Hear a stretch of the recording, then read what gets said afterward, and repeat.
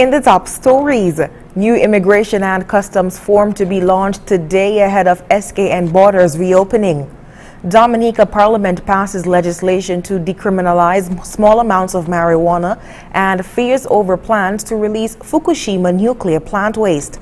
Hello and welcome to the ZIZ Midday Newscast. Today is Wednesday, October 28th, 2020. I am your presenter, Shaira Flanders. Nationally, a new Immigration and Customs form is being launched today, Wednesday, October 28, 2020, for travelers preparing to visit St. Kitts and Nevis after the reopening of borders on Saturday, October 31st.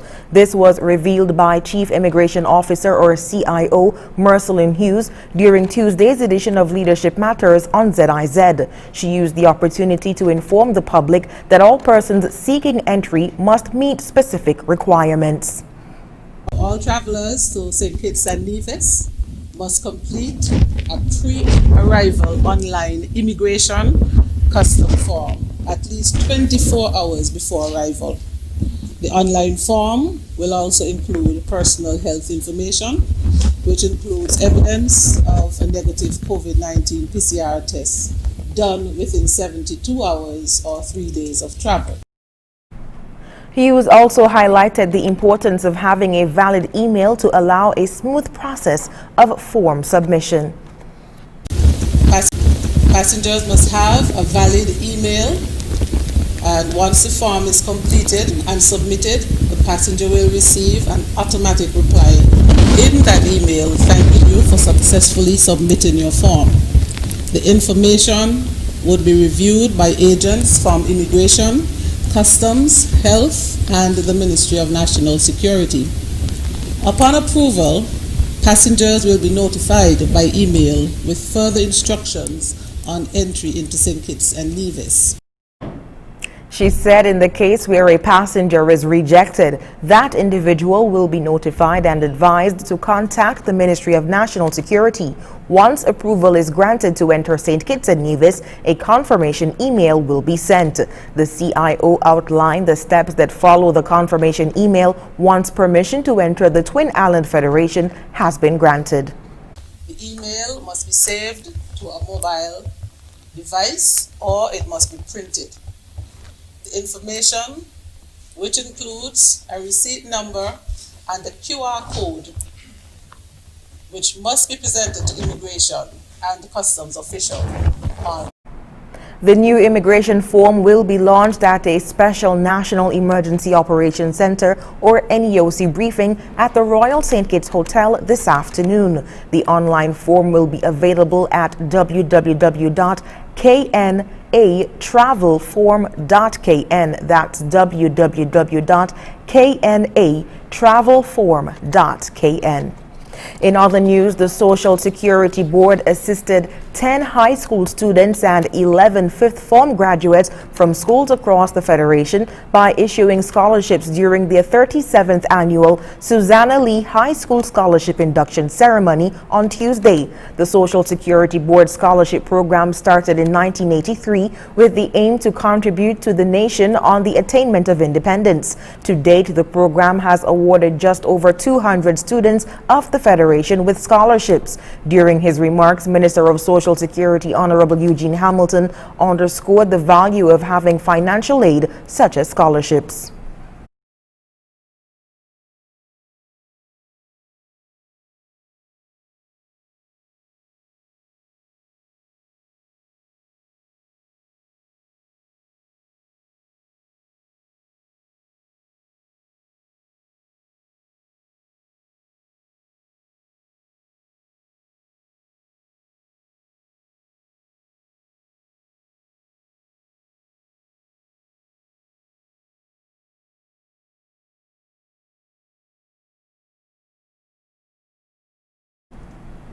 We do apologize. It seems we're having audio issues there, but the minister did assure the students that in his capacity as Minister of Social Security that he will ensure to provide their educational needs. Following the minister's remarks, the featured address was presented by Social Security Scholarship alum and principal of the Verchild High School, Miguel Thomas. The students from Charles E. Mills Secondary, Washington Archibald High, Bastyr High, Charlestown Secondary, Gingerland Secondary, Keon High, Sadler's Secondary, and Fairchild High School were the selected recipients. The ceremony was held under the theme, Never Give Up.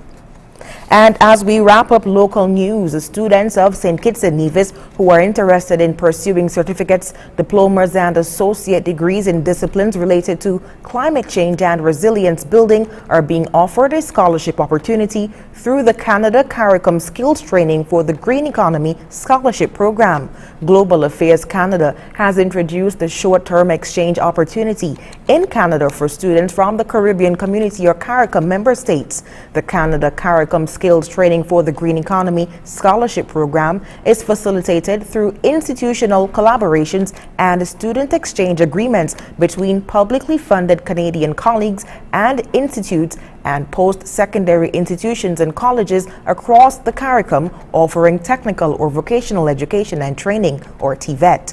Interested candidates are asked to contact the Ministry of Foreign Affairs about existing partnerships or student exchange agreements with Canadian colleges and institutes which would enable their participation in the program. Funded by Global Affairs Canada, the Canada CARICOM Skills Training for the Green Economy Scholarship Program will facilitate study for a minimum of 4 months or 1 academic term, or for a period of 8 months or 2 academic terms. The application period will be open from January to March 2021.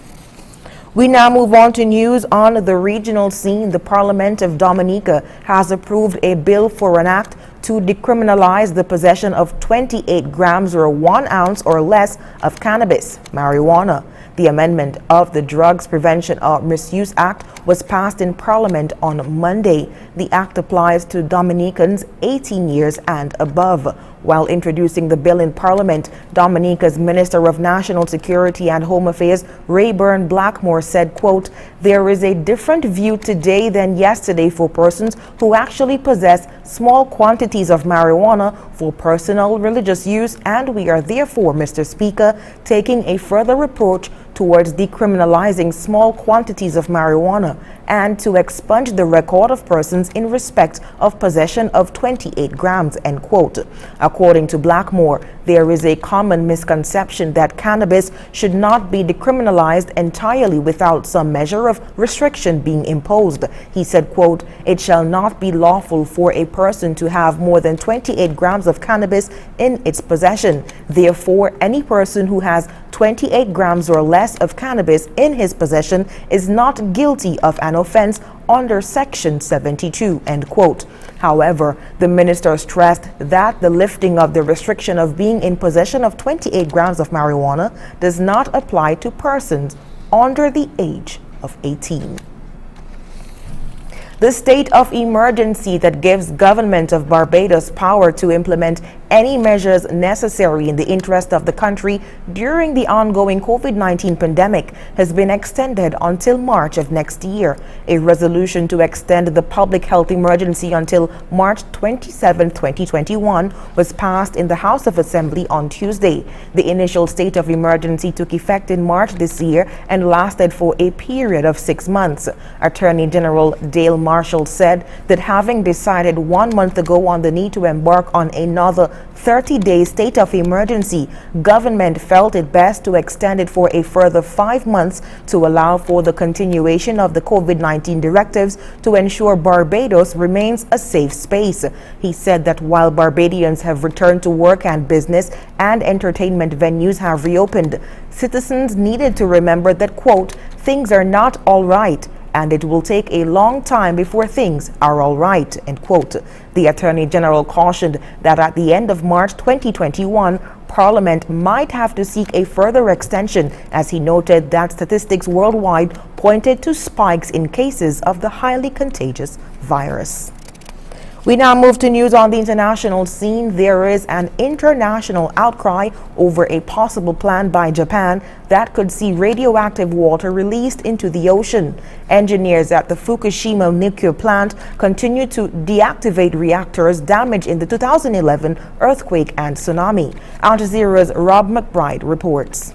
For Lee Jung-ho and his son, Lee Mu-yeol, this is a family business that's been built up over 30 years. A fish farm on Goje Island, a community that is heavily dependent on these waters. In these seas, the fishing industry is important, both fishing and fish farming. We have both here. Demand for their fish was already suffering because of the pandemic. And the postponement of the 2020 Tokyo Olympics has meant Japanese fish farms have been dumping unwanted stock onto the open market, further driving down prices. But it's what might be coming next from Japan that has everybody worried. At the Fukushima nuclear plant, steadily increasing rows of tanks now hold more than 1 million tons of mostly groundwater that has flowed into the site, becoming radioactive. With storage space due to run out in 2022, there's growing speculation it might be released into the ocean. I think we can't hold off making a decision on the policy forever. We will take responsibility as a government to make a decision on how to dispose of the contaminated water as soon as possible. Japan insists the water is treated to remove the most harmful radiation and that it is safe enough to release, a claim disputed by environmentalists.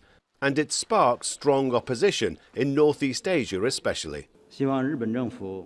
We hope the Japanese government will act with a high sense of responsibility towards its own people, neighbouring countries and the international community.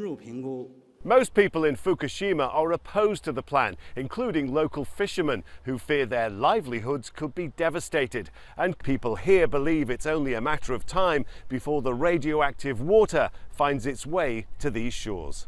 The Lee family says even if discovered in the tiniest amounts, any radiation in fish stocks would ruin its business.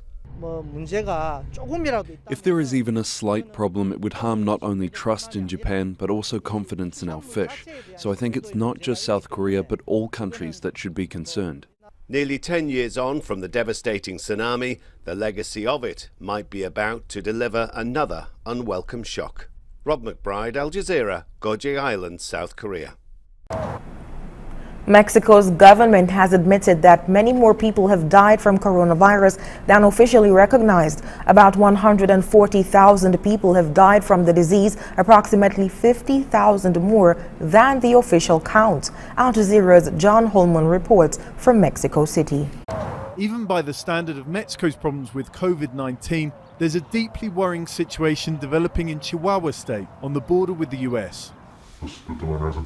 Things are threatening to get out of control, says a doctor speaking on condition of anonymity because he's scared of reprisals. We are at 100% capacity, and we're taking in patients basically out of humanity.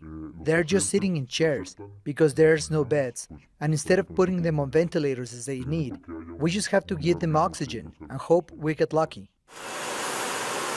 Mexico's been hit hard throughout the pandemic, but it's rare to hear there's simply not enough beds. And it's not just patients at risk, says the doctor. We are working practically without equipment to protect ourselves. The donations are running out. We're already worrying about the day when we don't have overalls, and we have to risk ourselves with the kit the authorities give us. The death count among medical staff in Mexico is already one of the highest in the world. And Mexico's government has also acknowledged around 140,000 people have died from the disease, 50,000 more than in the official count. The country's already at number 4 in terms of total fatalities and is gearing up for its second peak when the first one never even really went away. The virus hasn't spared the country's political class either. A senator died this weekend, and on Tuesday, the capital's mayor, Claudia Sheinbaum, announced she'd tested positive. But for now, it's Chihuahua that's the centre of attention, where doctors are wondering how long till they have to turn away seriously ill patients altogether. John Holman, Al Jazeera, Mexico City. And now for the weather. Present weather is partly cloudy. A moderate breeze of 16 miles per hour is moving from the east. Current temperature is 27 degrees Celsius, that's 80 degrees Fahrenheit. Seas are reaching 4 to 7 feet. Small craft caution remains in effect. A tropical wave along with a middle to upper level low pressure system and associated troughs will cause or maintain unsettled weather across much of the region. Skies will be mostly cloudy with periods of showers or rain and possibly thunderstorms all across the islands tonight. This therefore means we can expect a very high chance of periods of showers and a 40% or a moderate chance of thunderstorms this afternoon. Expect cloudy skies with a high chance of rain tonight and a low chance of thunderstorms mainly before 2 a.m.